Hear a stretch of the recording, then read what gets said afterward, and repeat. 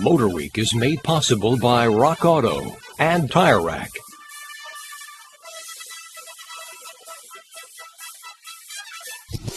Earlier in the season, we gave you a glimpse of the Corvette ZR-1 that Chevrolet let us see last summer at their Milford Proving Grounds. Since then, Chevrolet invited us for the official press introduction, where we were allowed to drive the ZR-1 for hours on end. We're glad to say the automotive journalists wore out before the cars did.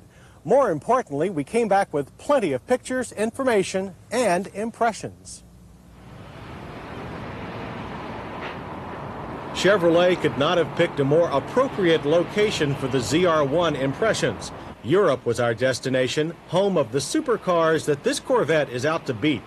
Besides this definite challenge, Chevrolet was eager for us to drive the Corvette on Europe's high-speed motorways so we could appreciate the Lotus V8's power and tractability. The event began with the ZR-1's official introduction at the Geneva Auto Show, concluding with our 2 days of high-speed touring through the south of France. Our headquarters was the medieval fortress city of Carcassonne. It was unusual to see 15 Corvettes slowly navigating their way through narrow village streets. Surrounding the area, however, were hundreds of miles of twisty mountain roads, most little more than 1 lane wide. The ZR-1, like the standard Corvette, is remarkably nimble and had no trouble staying out of the way of startled oncoming traffic. Out on the motorways, the ZR-1's LT5 power plant is more like 2 different engines. Below 4,000 RPM, the 32-valve LT5 engine feels like the standard Corvette's 16-valve L98 motor. Operation is quiet and willing, but step on the gas to pass and the Corvette lights up like a rocket. More than 300 pound-feet of torque is available from 1,000 RPM up, with a maximum of 380 horsepower at 6,200 RPM. On mountainous roads, you could leave the car in 3rd gear and concentrate on trying to guess what was around the hairpin.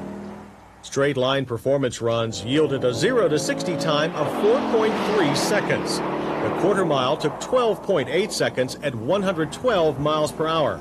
Hot stuff on any continent.